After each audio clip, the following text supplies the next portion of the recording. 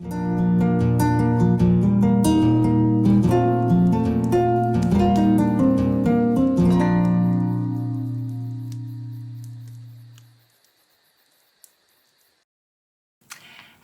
and welcome to another episode of Conservative Corner. I am your host, Shannon Carey, and today I have with me U.S. Congressional candidate, Hollie Noveletsky.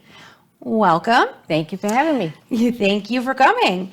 So first, why don't you tell us a little bit about yourself? I have seen you described as scrappy, adventurous, and decisive. Yes, I think that sums me up pretty well. Yeah. I'm somebody who likes to do. Mm-hmm. So if an opportunity comes up, if you hesitate, time is lost. Yeah. So I like to jump in with 2 feet, see where I land, start swimming from there. Because you have to take life as it comes. Yeah. And so I've had some really great adventures doing that. For instance, I was sitting at my desk a couple years back, and an email popped up from the Board of Nursing in New Hampshire and said, looking for volunteers to go to Sierra Leone. Wow. And I thought, they were looking for people to do primary care, and I do psychiatric care. So I immediately looked at it and thought, I'd like to go. So I called and I said, don't do primary care, I do psychiatric care. Can you use me? They said, yes. And it turned into 3 different trips working with the people of Sierra Leone after the Blood Diamond War. Other times, I got my motorcycle license when I turned 50. And I always wanted to go cross country. So I just got on my bike and I went coast to coast to coast, no GPS, no guns, no mace, just a map and the sky. It's raining over there, I'll go over there. So, and it was a great adventure. I met wonderful people. I was safe. I never felt threatened. And I realized that this is a beautiful country. I was going to say, you must have been able to see, like, on a bike, the true beauty of our country, for sure. I never knew we had so many sunflowers, somewhere between North and South Dakota. Hadn't seen people for probably 3 hours on the road, and it was just thousands and thousands of acres of sunflowers. Just beautiful. Wow. Yeah. That is crazy. That sounds like a fun trip. I think I might have to tell my husband we need to take that. And it is. It's worth doing. It's absolutely worth doing. And I can take that with me to D.C. Because you have to be able to make a decision. You have to be able to move forward. If you sit and you ponder and you contemplate and you think about it, nothing gets done. Nothing gets done. You have to get stuff done. I want the subtitle. I will edit it for you, but for your viewers, I want the subtitle of my campaign: Get Done. There you go. There you go. I want to get things done. I say to people, if you can't get out of your own way, you're going to get in mine. Wow. That's a good way to look at it. There you go. So you run your family's 3rd generation ironworks. Mm-hmm. How did that happen? So my father started the company in 1956 in Massachusetts, and it was union back then. And the unions used to shut him down every year. He'd be out driving truck in the middle of the night, and he said, "You shut me down one more time, I'm moving to New Hampshire." So he moved it up here in 1975. Mm-hmm. And he bussed up all the workers who wanted to continue to work until they retired. Oh, what, from Massachusetts? From Massachusetts. Oh, wow. And they stayed non-union, and it was still non-union. And my dad died in 99. Mm-hmm. And I had been in and out of the business throughout my nursing career, because I'm also, as I said, a nurse. I had done estimating, I did data inputting, over the years, but when my dad died in 99, I came in full time. I still kept a small practice of nursing. And I thought, I need to make a mark. Mm. I need to make a mark in this industry, but I don't have the technical knowledge that my competitors have. Okay. So I thought, how am I going to make my mark? Mm. And I thought, well, nurses are advocates. We advocate for patients. Yes. And when I was in my doctoral program, my dissertation chair said, everybody needs a nurse. At some point in your life, you always need a nurse, whether it's transition mm-hmm. or mental health or illness, you need a nurse. And I thought, I'll be a nurse for the steel industry. I will advocate for the steel industry. And that's what I decided to do. So I've been fighting since then, since the early 2000s, for Buy American, for anything publicly funded for structural steel. To come from here in the USA. It has to be domestically manufactured, because for every dollar spent on public construction, $1.50 gets recycled into the community. I pay my workers, they go for dinner at a local restaurant, mm-hmm. they buy from a local grocery store. Otherwise, you pay that worker, you pay that money for the job, and it goes out of the country, and we don't get that money. You don't get any of it back. Right. Yeah. So that's how I decided to get into this, make my mark on the steel industry. And then to step out into politics, my son has stepped up. He's 37.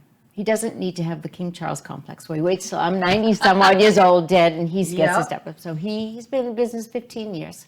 He's stepped up and allows me to do this. That's awesome. Yeah. And we got all the company together, my son, myself, and all the employees, and we explained to him that I would be stepping out to support them. Okay.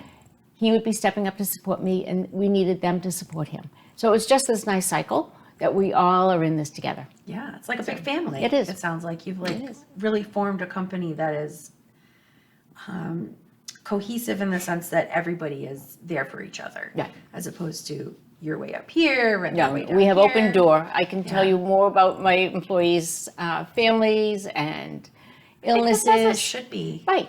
You should Right. know who your people are, Right. for sure. They have my cell phone. They can call and tell me, they're not coming in today. They don't have that fear That's because awesome. it's more level than vertical. That's awesome. So your company is technically local in New Hampshire and Greenland. Mm-hmm. And I saw online that you wanted to provide more opportunities for military members who were separating from service, a bridge skill program. Yeah. Could you tell us a little bit Sure. about that? So New Hampshire is graying. Our population is graying. We need more workers. Mm-hmm. So we work closely with the CTEs. We love the kids from the CTEs and community colleges, but we still need more workers. And we love people who come from the military. They come with a work ethic. They come with a desire to give back and be part of something bigger.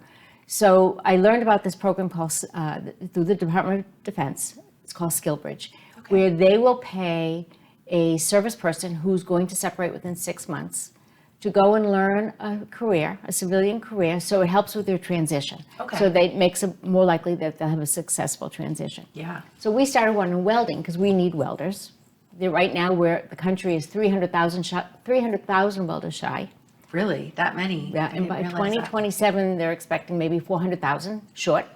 So we put one for welding. And I've worked with several other of the steel fabricators in New Hampshire. We put together a welding competition several years back. So we're friendly competitors. Yeah. So I worked with them and Steve Chasey of SL Chasey in Hudson and Stephen Capone of Capone Iron up in Berlin. So these are different opportunities depending on where the service person wants to be located. Oh, okay. So Okay. we put together a welding program. It's 4 months. There's a didactic piece of it, and then it's hands-on. And so far, it's been about 2 years and a quarter, and we put through 15, Oh, wow. and I have 2 more coming this summer. So 15 people have learned the business of what to do, and they have They have a skill, They have a skill and something they can do when they get. and they're not required to stay with us. It's just a learning opportunity that's free for them because the military is paying for them. Yeah. And it's great. Some have chosen to stay, and some go back to wherever they're from. That's one thing, like with the trades, like being a nurse. I kind of would like you to have gone to school for that. Right, I yeah. would like you to have gotten some form of degree if Right. you're going to be treating me. But there are so many trades in our country that are just hurting Yes. for people, and there's just people don't realize there are opportunities and there's money to be made. Right. And you don't need to go to school necessarily for them. Exactly. So we have kids who will come into us from McDonald's or Dunkin' Donuts. They've never touched a welding torch, and they say, "I'd like to be a welder." We train them because they're more likely to stay with us. Yeah. And we train them the way we like them. They get certified by us, and it's a good fit. And I think it's a good feeling, I would imagine, for that person, because it's like, wow, this company wants to invest in me. They're giving their time to me, which a lot of companies don't do. So that's awesome. It's a loss for both Yeah. if they don't. So you mentioned working in Sierra Leone with the victims of the Blood Diamond Train. I have seen that you have helped victims of Hurricane Katrina, Hurricane Sandy, Maine ice storms, Oklahoma tornadoes, and there was like another long list along with it. But it sounds like you are definitely a lot less concerned with talking about solutions and more concerned with getting right in and doing the work to actually make things happen. So what do you see are the biggest challenges that maybe face our state and our country? And when you're elected to Congress, how do you see the solutions that you can do Right. to help them. I'm a boots on the ground type of person. Let's get it done. Let's move forward. Let's not talk something to death. Yeah. And I think right now we have such gridlock down in DC. We can't get anything done. Everyone's standing their ground and nobody's talking. And it's hurting the country and it's destabilized the world. We have presented weakness on the world stage. We can't even figure out what's going on in DC, never mind what's going on in the world. And it's putting us in a very dangerous spot. And I think we need people who are going to go down there and roll up the sleeves and get work done, not stand in front of the camera and get their 5 minutes of fame. When I was at Hurricane Sandy in New York, I was put on the Rockaways, which were hit really hard. And it was around Thanksgiving time. And they had told the people that there was going to be food coming and boxes from Walmart of Thanksgiving food. Okay. And so they started lining up. And they lined up, and it went across the street, it went down the street. They lined up for 3 hours. And we couldn't pass out the food because they had to wait, we had to wait for the governor to come, for his photo op. So we waited 3 hours, those people waited 3 hours in the cold, waiting for food. The governor showed up, he took a box off the National Guard truck, got his photo, gave the box, and left. And people stood there. And that's what politics shouldn't be. No, Politics shouldn't be that. And I've seen it here, even here, you know, when we had up at UNH, and they had the anti-Semitic, anti-Israeli protests. And I went up there, and one of my opponents went up there. And one stayed and got their 5-minute interview and left. The minute the kids said, okay, we're marching, the kids who went against the anti-Israel. Yes. So the kids that held the American flag and stood for America. When they said, all right, it's time to march, one takes an exit stage right, I stayed with them. I wasn't going to leave them. Because one leaves, the next leaves, all of a sudden you got one who's left by themselves, and that's not right. Either you stand with them and you stand to the end. It's not a photo op. No, it shouldn't be. You're a person of integrity to do that. That's a person of great character, I think. Well, I think they did a lot for me. I'm Jewish, and I love this country, and I identify as an American first, and to see that they stood up, I mean, the young kids too. I mean, the that kids, generation. I was very impressed with them. Yeah. All of them. They were really good. Yeah, I thought it took courage for them to stand up, because throughout the entire country you had these kids that were just completely, like, I don't even know that they necessarily realize what they're representing. And so to see, you know, here and there throughout the country, kids like these patriots that stood up and were like, no, we're going to take a stand. I was proud to have some kids from New Hampshire standing up like that. I was very proud of them, yeah. And one of them is now going to run for office. Oh, really? Yes. I didn't know Yeah, that. Sam Farrington's going That's for office. awesome. Put a little plug in for So switching gears a little bit, I know that you are a registered nurse and you still practice in the specialization of geropsychiatric care. I also know that you volunteered your psych services to the Pine Ridge Indian Reservation. And for my viewers that don't know, I have bipolar 1, so I'm really passionate about mental health care, the mental health system. And I'm sure, living in New Hampshire, you remember in 2018, there was a story, I think it was WMUR, where there was a gentleman who was in crisis, and he was held in the emergency room for 27 days waiting for a bed. I know in 2023, it was mandated that practice be ended, that we're not holding people like that. But I still see, in the grand scheme in New Hampshire and throughout the country, we're still short beds. We're still short healthcare practitioners. You know, there's so many hurdles health insurance wise to even get help when you're in crisis. So when you're elected, what do you think are some of the changes you could, you know, put forth or help make happen to help this kind of area of healthcare? Right.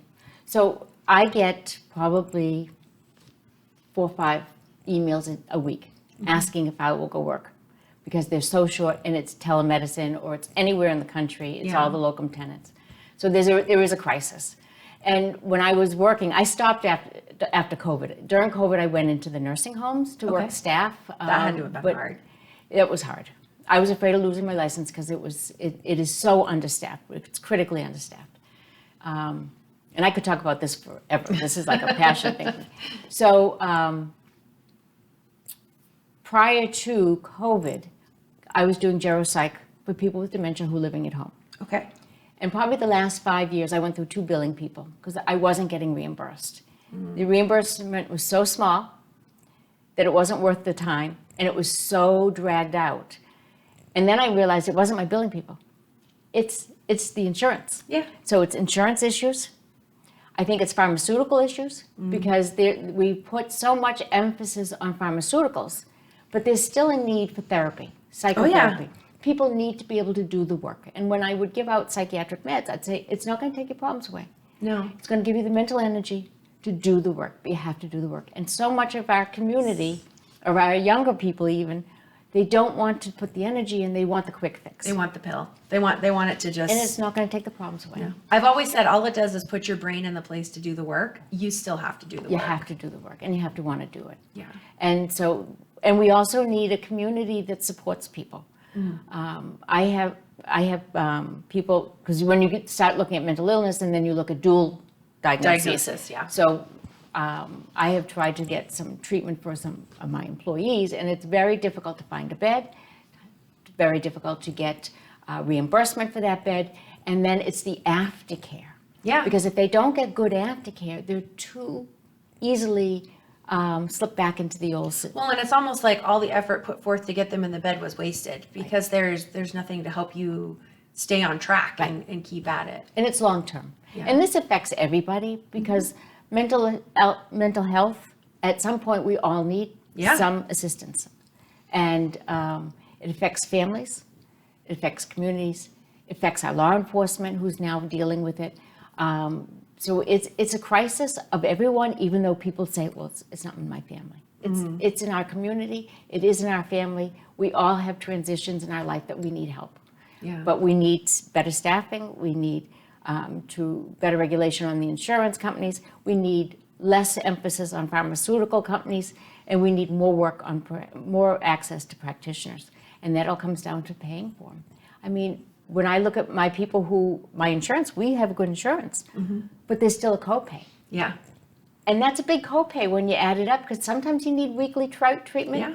It depends on where you're at in your journey. Right. Yeah. There's times where I'm going once a week, and then there's times where we're going every other month. And those copays add up. oh yeah, they do. Yeah, for because sure. it's considered specialist. Even with good insurance. Right. It still adds up. Right. And then I think to the people who necessarily, like, I'm very fortunate that my husband has really great insurance, but I look to the people who maybe are working at McDonald's or are working kind of entry level positions where they don't have the same access. And it's like, why are the people who, maybe have great insurance and are fortunate in that situation, why are they getting better care than somebody that maybe they're doing the best that they can? So it's always kind of felt almost like a hierarchy of who gets the better care, and that's always bothered me because I've been on the bottom before. Right. I've been at the bottom before and struggled to get help and care, and I don't know enough about each of the systems, but I look at our Congress and Senate and even the president, and I'm going, how are we doing nothing? It just, on this end, it feels like nothing is happening. Right. Nobody's doing anything about it. They talk about it. Yeah. They talk about it. And I think COVID really has brought it to a head. Yeah. Because people were isolated away from their services. I don't believe you get the same quality of care on a Zoom. No, you don't. No. I went, you get a physical, they could charge you for a physical. They don't touch you. No. You don't get to real time look somebody in the eye and know how they're doing. And only through long-term therapy or Building that relationship. Can you walk into the room and you know right away somebody's good or somebody's bad. And that's critical. Yeah. And I think one of the byproducts, which it's kind of bad because I don't want to say I'm glad people had struggles, but one thing that I felt like COVID did was, because everybody was so isolated, I felt like people who maybe had never had issues with mental health before were all of a sudden going, what is wrong with me? Something's not right. And I felt like more people's eyes were a little bit more open to what. And if they were just barely making it, or they were even doing well, Yeah. The social isolation really tipped the scales for a lot of people. I think it did. Yeah. 100%. Yeah. 100%. Well, I think that's, kind of about all the time we have for today. But before we go, could you maybe tell people how they could find you online or maybe any events you're going to be at where they could come and support you or hear more about you or talk with you? Absolutely. So my website is Hollie, HOLLIE, 4, spelled out, New Hampshire.com. And it's all spelled out. And we have some events coming up that will be listed on the website. Awesome. So yes, please reach out and you can get in touch with us through the website. Oh, cool. And I will respond. Awesome. Yeah, thank you so much for this opportunity. Thank you for being with us and for sharing with our Goffstown viewers all about Very you. nice to meet you all. Have a great time. We'll see you next time. Thank you.